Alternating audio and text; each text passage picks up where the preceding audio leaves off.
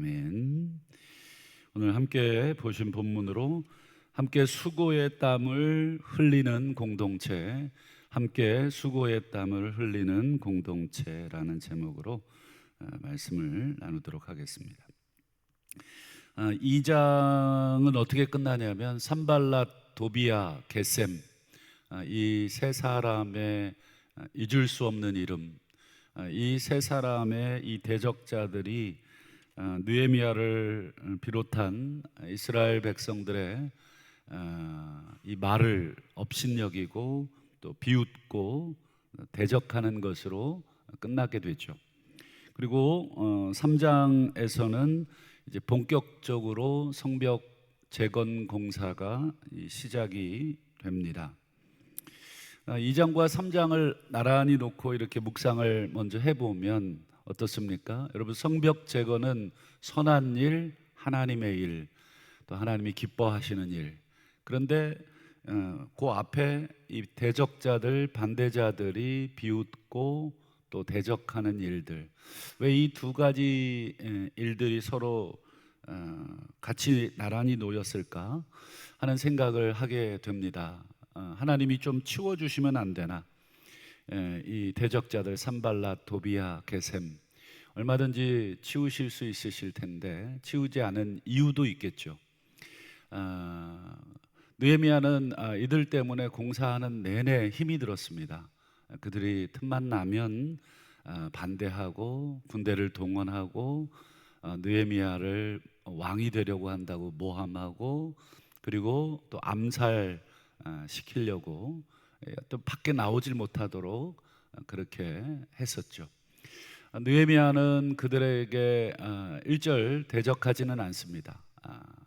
그리고는 느헤미야가 그냥 오로지 기도할 뿐이었습니다. 어쨌든 이 모습들을 우리가 함께 가슴에 좀 염두에 두면서 오늘 3장을 좀 보겠는데요. 이 성벽 공사의 특징이 있습니다. 오늘 3장 전체를 쭉 읽어보진 않았습니다만 전부 명단이 쭉 기록이 되어 있습니다. 어떤 특징이 여러분들 보이시나요? 그렇죠. 느헤미야가 혼자 인부들 사서 성을 짓지 않고 전부 주민들을 통해서, 이스라엘 백성들을 통해서, 그 당시 여러분 예루살렘이 크지 않았습니다. 굉장히 작은 성이었습니다. 그래서 절대적으로 인력이 부족해서 예루살렘에 거주할 사람들을 모집할 정도였습니다. 그러니까 얼마나 부족했는지 알 수 있겠죠. 그래서 이 공사에 투입될 사람들이 없다 보니까 우리도 교회 여러 가지 부서에 이렇게 봉사자들이 많이 부족해서 광고도 하고 또 여러 가지 섭외도 하고 이렇지 않습니까?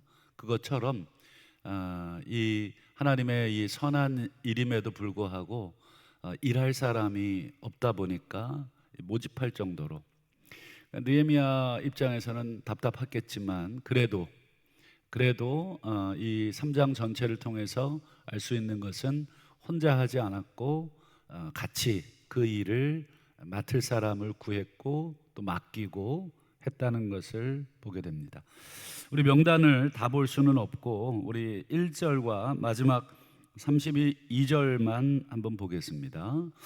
가장 먼저 이제 대제사장 엘리야십이 형제 제사장들과 함께 일어나 양문을 건축하기 시작을 하죠. 어떻게 보면 가장 앞장서야 될 대제사장이기 때문에 이렇게 제일 먼저 기록해 놓은 것 같고요. 마지막 32절은 이제 다시 성모퉁이 성루에서 양문까지, 양문에서 시작해서 한 바퀴 뺑 이렇게 도는데 금장색과 상인들이 양문까지 중수하였다. 이게 아마 이 단계적으로 이렇게 삥 둘러서 공사한 것 같지는 않습니다. 왜냐하면 그렇게 하려면 시간이 많이 걸리죠. 그래서 기본적으로 이 골격은 남아 있고 무너지고 회파됐기 때문에 아마 동시에 이 각 구역들을 맡아서 이렇게 쌓아 올렸기 때문에 52일이라고 하는 짧은 기간, 그 안에 공사를 끝낸 것 같습니다.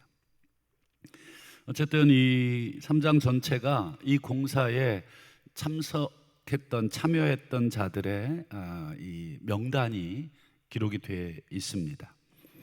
여러분 뭐 성벽 공사를 해본 경험이 이들은 없었습니다. 그렇기 때문에 얼마나 엉성했겠습니까? 뭐 제대로 된 뭐 이렇게 기술이 있어서 막 이렇게 막 멋지고 튼튼하게 하지는 못했을 겁니다.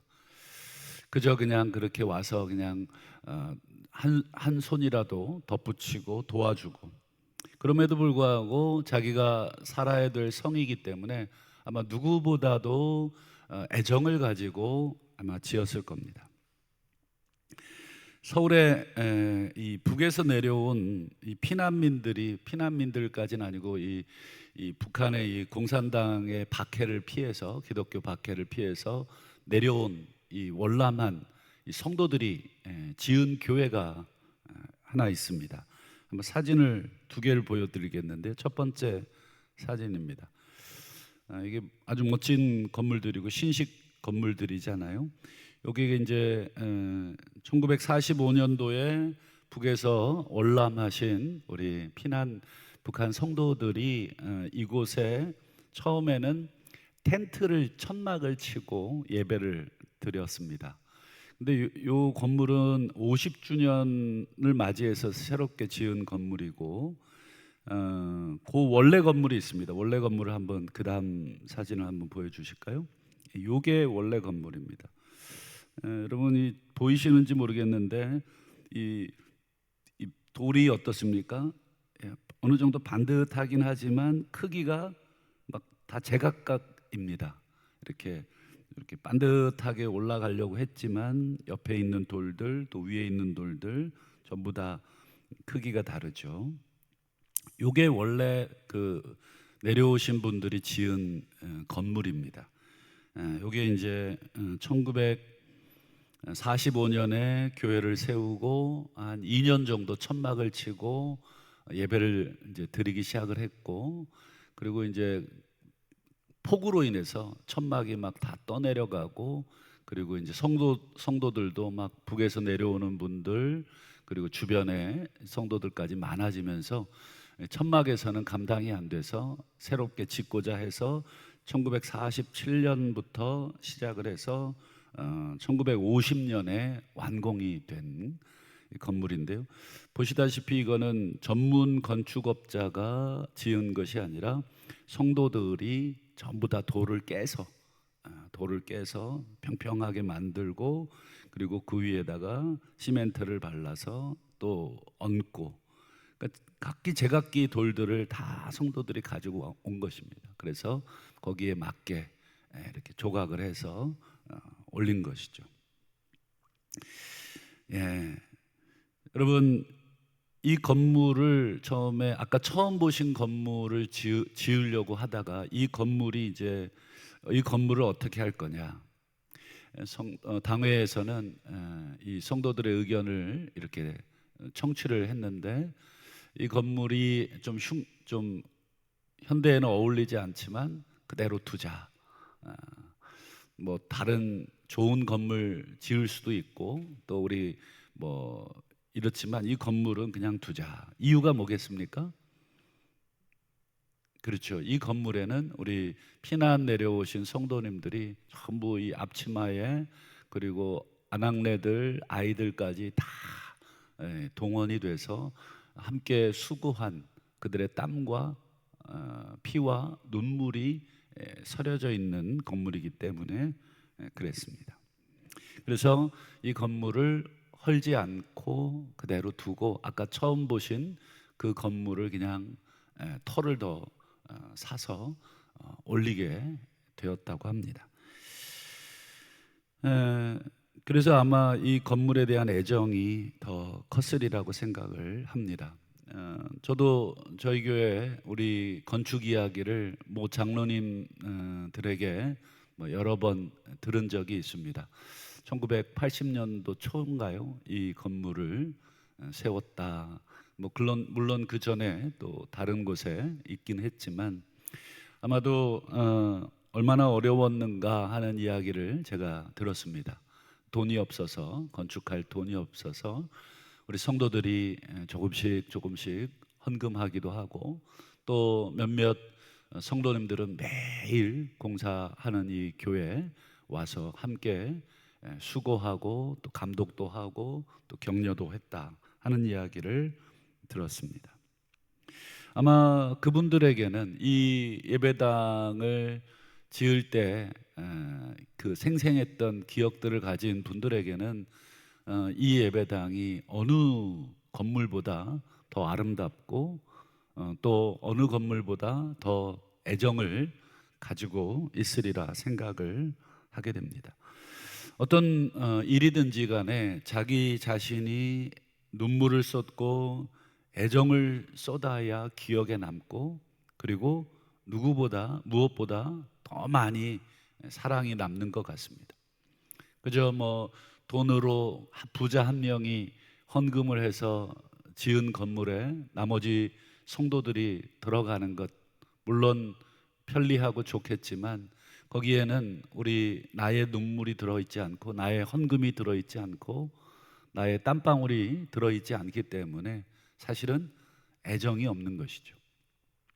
아까 서두에 보여드렸던 그 서울의 그 한경직 목사님이 시무하셨던 영락교회 건물입니다. 올해로 80주년이 되었던데, 한번 기회가 되시면 이 서울 남대문에서 가깝습니다. 한번 가보시면 그 당시에 이 성도들이 얼마나 애를 썼을까 하는 그런 생각을 아마 하시게 될 것 같습니다. 오늘 이 느헤미야 3장에 나오는 이 이름들 하나하나를 쭉 보면서 이들이 훗날 하나님 나라가 완성이 됐을 때 아마 이들의 기억 속에는 이 성벽을 재건했던 그때의 수고, 땀방울, 어려움, 이런 것들에 대한 기억을 가지고 그들이 서로 이 이야기를 나누지 않았을까 싶습니다. 성경에 보면 사람들의 명단이 여러 곳 나오죠. 족보도 있겠지만 족보를 제외하고 특정한 사람들을 언급하는 성경 구절들이 몇 곳 있죠. 그 중에 여러분 대표적으로 로마서가 그렇습니다. 로마서가 총 16장으로 되어 있는데 마지막 16장에 가면 사도 바울이 편지를 마무리하면서 여러 사람들의 이름을 일일이 다 기록합니다. 그 중에 제일 마음에 와닿는 한 구절이 있어서 함께 말씀을 좀 나누겠는데, 로마서 16장 12절입니다. 이렇게 되어 있습니다. 주 안에서 많이 수고하고 사랑하는 버시에게 문안하라. 여러분, 이 버시라는 사람은 여기가 처음입니다. 성경 전체에서 여기가 처음입니다. 이 버시라고 하는 이름 자체는 딱 느낌상으로도 유대인은 아니죠. 이 버시라고 하는 사람은 이 페르시아, 지금의 이제 이란 계통의 사람입니다. 그러니까 이 페르시아 사람이 지금 로마에 와서 복음을 듣고 이 로마 교회에 지금 성도가 된 것이죠. 그런데 이 버시를 향해, 이 여자를 향해서, 이 이방 여인 버시를 향해서 사도 바울이 주 안에서 많이 수고한 사람이다. 수고했다는 말은 앞에 몇몇에게 기록해 있지만 많이라는 말을 쓴 사람은 이 버시라는 여인과 마리아라고 하는 이 유대인일 것입니다. 이 유대 여인 두 사람에게만 사도 바울이 사용하고 있습니다. 사람들마다 이 수고의 범위가 다 다르죠. 근데 사도 바울의 입장에서는 이 이방 여인의 이 이방 여인 버시가 기억에 제일 많이 남았던 것 같습니다. 많이 수고한 버시에게 문안해라. 여러분, 느헤미야는 총독으로서 파견을 받고 예루살렘 성벽 재건하는, 그리고 그 이후에 총독으로 재임하는 동안 많이 수고한 사람입니다. 뭐 어떤 수고를 했는지 뒤에 이제 더 나오겠습니다만, 이 느헤미야가 이런 기도를 마지막으로 합니다. 느헤미야 5장 19절을 한번 마지막으로 보겠습니다. 내 하나님이여, 내가 이 백성을 위하여 행한 모든 일을 기억하옵소서. 뭐 이건 뭐 스스로 뭐 자찬하는 것처럼 들릴지 모르겠지만, 이것은 뭐 자기 스스로를 막 공로를 내세우려고 하는 것이 아니라 정말로 이 백성을 위해서 느헤미야가 감수해야 됐던 그 수고들, 그건 뭐 우리가 1장에서부터 알고 있는 거죠. 그 수고를 느헤미야는 하나님께서 기억해 주시기를 기도하면서 은혜를 달라고. 아마 여기 새벽에 우리 성도님들은 누구보다도 우리 교회 공동체를 위해서, 하나님 나라를 위해서 기도의 수고를 많이 하신 분들이라 생각합니다. 그리고 오늘 느헤미야처럼 우리가 하나님 앞에, 하나님이여, 내가 하나님을 위해, 또 하나님의 나라를 위해, 또 하나님의 백성들을 위해 수고한 것들을 기억하옵소서, 이렇게 기도하실 수 있기를 바랍니다. 말씀을 맺겠습니다. 고린도전서 마지막 15장의 부활을 설명하고 사도 바울이 이런 말을 하죠. 그러므로 내 사랑하는 형제들아, 너희의 수고가 주 안에서 헛되지 않는다. 너희의 수고가 주 안에서 헛되지 않는다. 주님을 위해서 흘린 그 작은 땀방울 수고 하나도 우리 하나님은 기억한다. 소자 하나에게 준 냉수 한 그릇도 우리 하나님 기억하듯이, 우리 하나님께서 하나님을 위해 우리가 정직하고 깨끗한 마음으로 행한 모든 수고들은 주님께서 기억하실 줄로 믿고, 다시 한번 낙심하지 않고 우리가 하나님 앞에 우리에게 맡겨주신 귀한 직분들, 귀한 사명들 잘 감당하시되, 오늘 이 새벽 기도의 사명 잘 감당하시는 저와 우리 모두가 되실 수 있기를 주님의 이름으로 축원합니다. 기도하겠습니다.